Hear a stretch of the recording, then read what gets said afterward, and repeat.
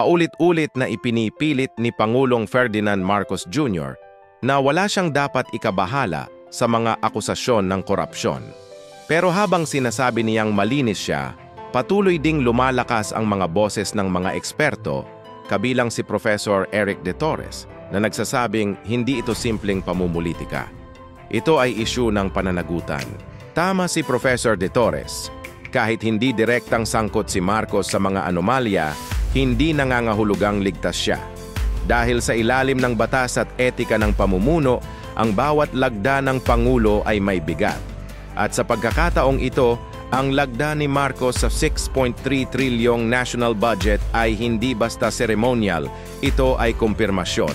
Kahit pa nagveto siya ng ilang item, hindi maitatangging sa ilalim ng kanyang administrasyon na ganap ang mga ghost projects at flood control anomalies na ngayon ay iniimbestigahan. Kaya tama ang punto ni Professor De Torres, hindi ito tungkol sa politika, kundi sa integridad ng pamumuno. Ngunit gaya ng nakasanayan, sinisi na naman ni Marcos Jr. ang oposisyon. Politics lang daw ito.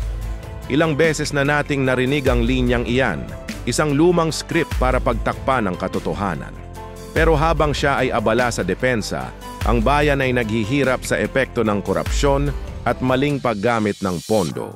Sa panahon ni Duterte, walang ganitong mga depensa dahil may takot ang mga korap, may respeto sa liderato at may malinaw na direksyon ang pamahalaan.